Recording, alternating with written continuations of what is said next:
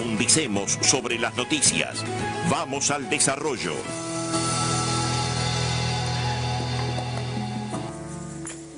¿Qué está pensando? ¿Qué No, está no, pensando? sigamos. Iba a decir algo. Vacaciones de septiembre de 2023. ¿Quieres saber cuándo son? Estas son las fechas fijadas por la ANEP. La Administración Nacional de Educación Pública estableció las fechas de las vacaciones de 2023 en su calendario de actividades publicado el pasado diciembre. Esto sirve para saber, por ejemplo, cuándo serán las próximas vacaciones este año. Cabe destacar que a pesar de que las vacaciones de julio sufrieron una modificación en sus fechas, esto no provocó un cambio en el que fueron fijadas para las que fueron fijadas en septiembre. Las vacaciones de primavera, por lo tanto, serán desde el miércoles 20 al viernes 22 de septiembre en educación inicial, primaria, secundaria y UTU, según lo publicado por el Consejo Directivo Central de la Administración Nacional de Educación Pública.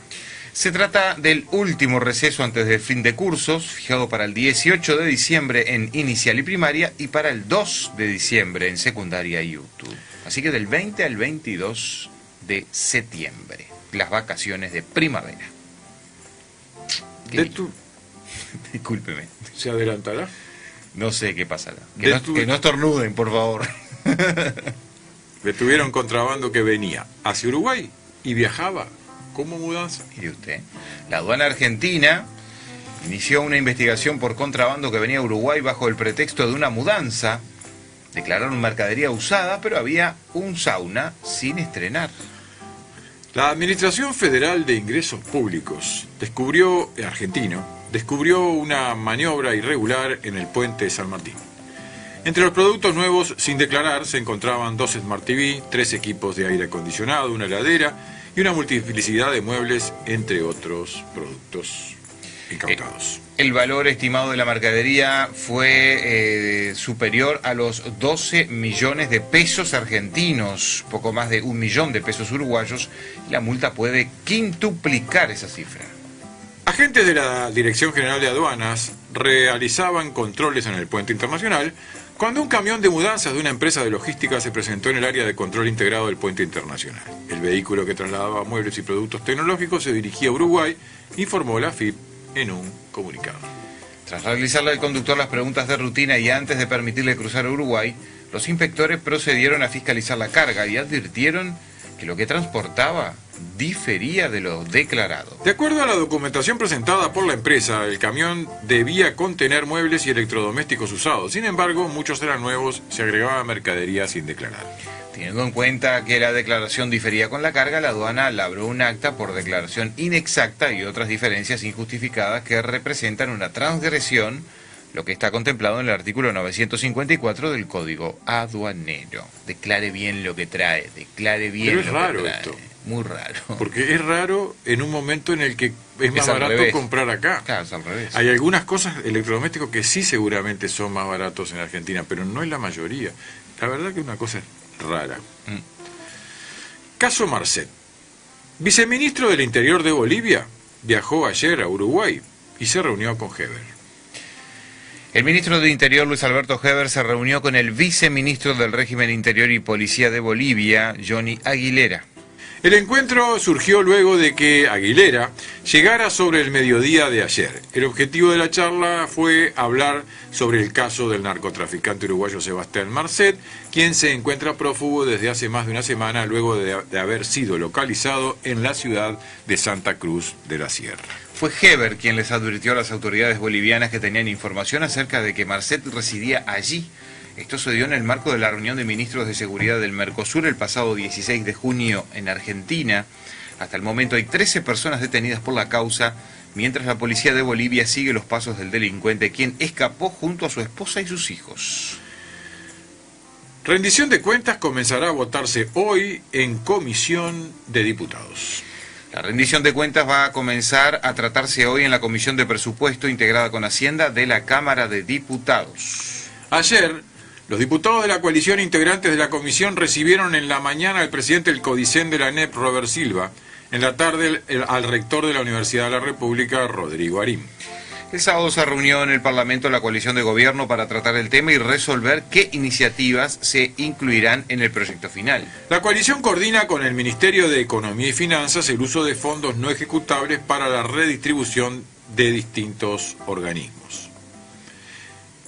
Estamos en una etapa de construcción de una propuesta justa que valore y contemple diferentes aspectos de todos los organismos que entendemos prioritarios. No es que nos parezca uno más importante que otro, pero cuando no se puede garantizar los recursos para todas las solicitudes, uno tiene la obligación de decir esto, a juicio de los legisladores entendemos que tiene y que debe ser priorizado, indicó el diputado Juan Martín Rodríguez.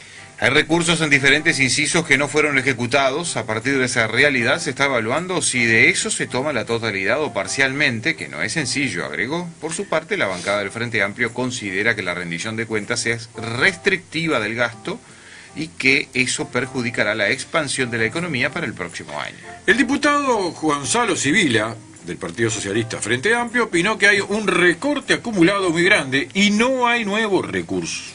Después de tanto recorte, la única forma de remontar esa situación era expandiendo el gasto, pero eso no sucede. Más allá de que hay recursos de los cuales se rinde cuentas de forma muy poco claras en la rendición, apuntó Sibila. Este año tenemos una rendición de cuentas que no amplía gastos, después de que el gobierno recortó sistemáticamente el gasto público en áreas sociales, agregó. Silva dialogó con legisladores oficialistas para obtener más recursos para la ANEP. El presidente de la ANEP, Robert Silva, solicitó a los legisladores oficialistas que trabajen en la rendición de cuentas la posibilidad de amparar el reclamo de un incremento presupuestal para la enseñanza en esta rendición de cuentas. Hay excelente disposición y voluntad, sostuvo. Agregó que la ANEP ha tenido recursos extraordinarios siempre durante esta administración. La ANEP había solicitado 63 millones de dólares, pero el mensaje del Poder Ejecutivo no asignaba incrementos. Silva indicó que se realizó un pedido detallado para presentar a los legisladores. Lavado de activos y financiamiento del terrorismo. Se presentó evaluación nacional. Se llevó a cabo en la Torre Ejecutiva la presentación de la Evaluación Nacional de Riesgos de Lavado de Activos y Financiamiento del Terrorismo. Jorge Chediak, secretario nacional para la lucha contra el lavado de activos y financiamiento del terrorismo, dijo en conferencia de prensa ayer lunes que el documento incluye un diagnóstico que llevó 1 año y medio de trabajo con entidades públicas y privadas para saber dónde está parado el Uruguay. Este es el diagnóstico descarnado de cómo estamos parados hoy a mitad del periodo en relación a la prevención del lavado de activos y del financiamiento del terrorismo, dijo, y agregó que en base a esto habrá que diseñar el tratamiento con una estrategia nacional. En cuanto a las debilidades del Uruguay en la materia, Chediak dijo que está la región y están las fronteras porosas, los controles, que no son lo que deberían ser, y la falta de inversión. Dos temas a revisar. Bueno, ¿sabe que reapareció Sartori? ¿Se acuerda de Sartori? Bueno, ahora está proponiendo reducir el subsidio por desempleo de legisladores y cargos de confianza. El senador nacionalista Juan Sartori propone reducir el subsidio que reciben los legisladores y equipararlo con el seguro de desempleo de los trabajadores privados. Actualmente, al finalizar la legislatura, los senadores, diputados y cargos de particular confianza cobran el 85% de su salario durante un año, mientras que un trabajador privado percibe un porcentaje escalonado de su salario, que va del 66 al 40% durante 6 meses. Sartori sostiene que esto configura una notoria discriminación con el resto de los trabajadores. El senador Juan Sartori presentó un proyecto de ley con el objetivo de reducir el régimen del mencionado subsidio.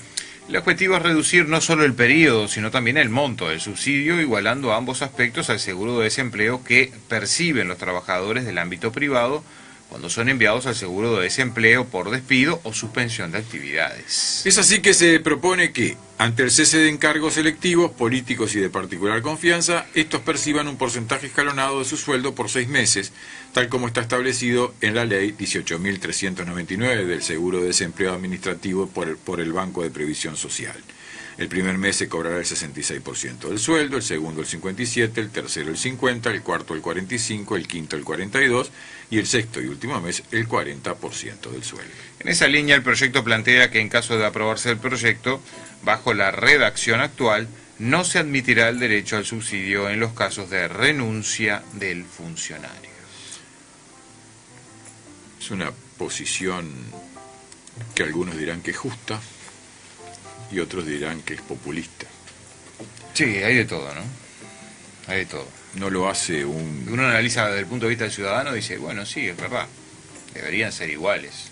Ahora también hay que ver que el legislador, durante el tiempo en el que es legislador, deja todas sus actividades. Si se dedica en serio a la función, Sí. debe dejar todo. Todo. O sea, si es un escribano, es un abogado, es un médico, es un... Y lo que ese sea, año... se separa de la profesión 5 años, ¿no? Y ese año, y lo digo por experiencia personal, Para volver es complicado. ese año y ese subsidio le permite, cuando usted se dedicó exclusivamente a la función Claro, para está la solo que en eso. estaba electo o designado, ese año le sirve para reengancharse en la actividad privada. Para acomodarse. Sí.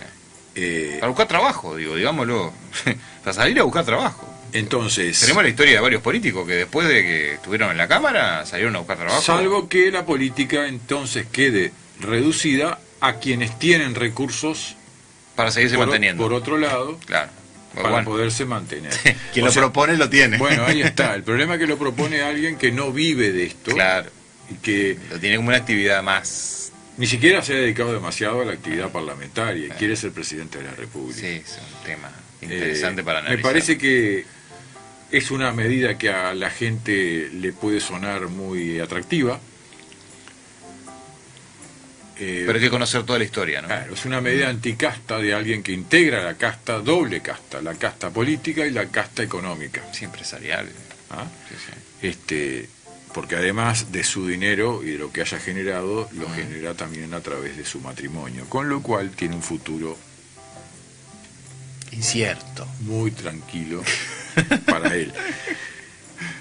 El reitero, proyecto, un futuro incierto.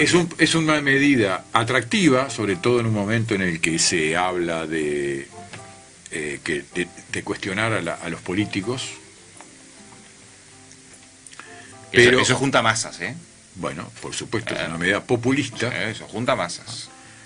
pero yo puedo asegurar que quien se tome en serio la función pública y el día que no es electo o cesa en su función, queda con una mano atrás y otra adelante y tiene que empezar de nuevo.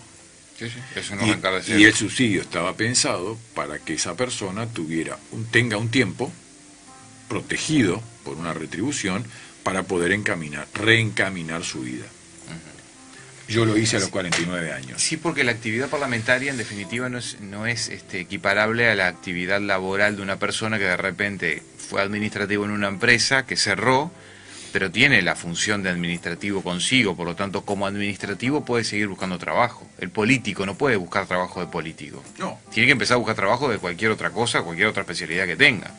En cambio, el trabajador sí tiene la chance de, con su especialidad, con su experiencia laboral, buscar otra oportunidad. En el caso del político, no puede salir a buscar trabajo de político, tiene que salir a buscar trabajo de carpintero. Entonces ahí es un poco la justificación del por qué, como decía Ernesto, existía ese subsidio extendido para dar ese tiempo a la reinserción en el mercado laboral. Bueno, pero vamos a otro tema porque Fernando Pereira y la seguridad social es el título de la noticia. Los cambios deberán llegar a través del diálogo, dijo. La protección social es uno de los puntos claves en las propuestas programáticas en las que trabaja el Frente Amplio de cara al Congreso de diciembre, donde definirán precandidaturas y programa común.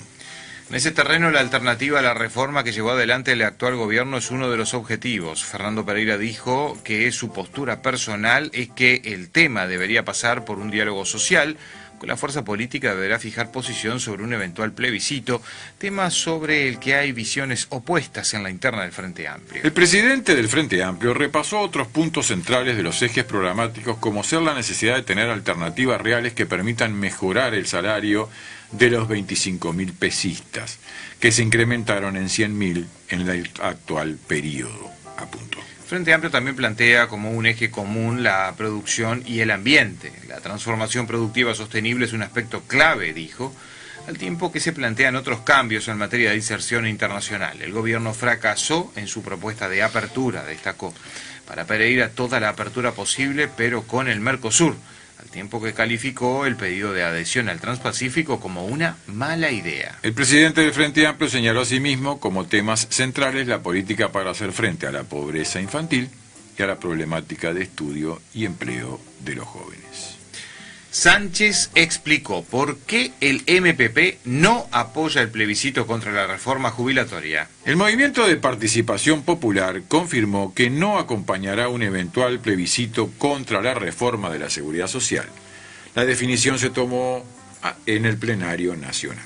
Si bien el sector entiende que la nueva ley es regresiva y obliga a los trabajadores a trabajar por más años pero ganar menos, consideran que es inconveniente que sea derogada a través de una consulta popular en base a una enmienda constitucional. El senador del Frente Amplio, Alejandro Sánchez, expresó que para el sector una ley se cambia con otra ley, en donde se incorpore mucho más diálogo social del que se llevó adelante en este caso. Incorporar en las elecciones nacionales próximas la posibilidad de modificar una ley por la vía de la Constitución que va a enturbiar o no se va a entender lo que se está haciendo, agregó Sánchez, y rescató que en caso de que su partido gane los comicios, se va a convocar a un gran diálogo social sobre el tema. Nos parece que iniciar un proceso de cambiar la Constitución para nosotros genera una discusión de carácter jurídico que va a ser muy difícil que se dé con seriedad en el marco de una campaña electoral, expresó el legislador, y volvió a insistir en que el camino es el diálogo social. El también senador del Frente Amplio, Óscar Andrade, escribió el pasado domingo en Twitter: el movimiento sindical está al borde de activar un mecanismo de democracia directa para defenderse del ajuste que implicó la reforma jubilatoria. Parece haber una clara mayoría de gremios en esa dirección. Es una iniciativa compleja pero justa. No van a estar solos. Sobre todo esto, Sánchez dijo que la posición del Partido Comunista y del Partido Socialista es impulsar el mecanismo. Y vamos a discutir con los compañeros de qué manera o cuáles son las prioridades para el año próximo. Y nosotros tenemos esta postura y la vamos a discutir, agregó en diálogo con medios de prensa. Plebiscito contra reforma jubilatoria abre entonces una disputa entre el MPP y los comunistas. La posibilidad de promover un plebiscito contra la reforma de la Seguridad Social expuso diferencias que hasta ahora eran por lo bajo entre el MPP y referentes del Partido Comunista del Uruguay.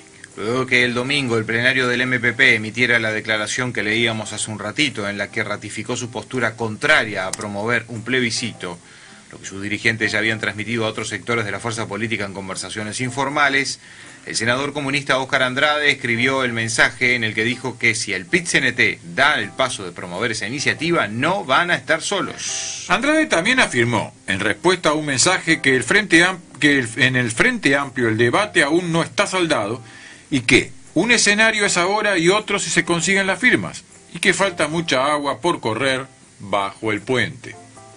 Bien, veremos. Vamos a otro tema. Unas 20 estaciones de servicio se quedaron sin combustible por el paro de los trabajadores de ANCAP. El pasado viernes la Federación de Trabajadores de ANCAP detuvo sus actividades de forma sorpresiva entre las 14 y las 17 horas, lo que repercutió en el despacho de combustible en la planta de La Tablada. La medida tuvo consecuencias directas en el abastecimiento de combustible. De hecho, unas 20 estaciones de servicio de todo el país tuvieron faltantes de combustible durante el fin de semana, y hasta hoy, sostuvo ayer el presidente de la Unión de Vendedores de Nafta, Daniel Añón, hay faltantes. Algunas estaciones de servicio se fueron quedando sin combustible ayer, sobre todo de las naftas, por lo menos en la zona costera y Maldonado, y otras hoy de mañana por ayer. Las estaciones de servicio afectadas no fueron muchas y el lunes comenzó la reposición. Según afirmó el presidente de la Unión Nacional de Vendedores de Nafta, el público en general no tuvo grandes problemas porque el desabastecimiento no se dio en todas las estaciones. Si no cargaba en esta estación, cargaba a 10 cuadras, resaltó. Aunque en el correr del día de ayer la situación se normalizó, el conflicto del fondo continúa y se espera un nuevo paro. Pero esta vez el paro general para mañana, miércoles. El problema es que el miércoles ya no trabajan, va a haber un paro general, pero entre semana es distinto porque no reparten el miércoles, pero reparten el jueves. Espero que no tomen más de esos paros sorpresas un viernes o un lunes, que es cuando más se complica, dijo Añón. Las medidas tomadas por el sindicato de ANCAP tienen como objetivo que quede sin efecto la licitación que prevé la asociación con actores privados en el negocio del Portland. En julio, el directorio de ANCAP resolvió prórroga hasta el próximo 12 de septiembre el llamado a licitación internacional para la incorporación de uno o más socios al negocio de producción, comercialización y distribución del Portland y la cal. Inicialmente la recepción y apertura de ofertas estaba prevista para el 19 de julio, pero las medidas de fuerza implementadas por FANCAP hicieron que la empresa pusiera paños fríos a la situación.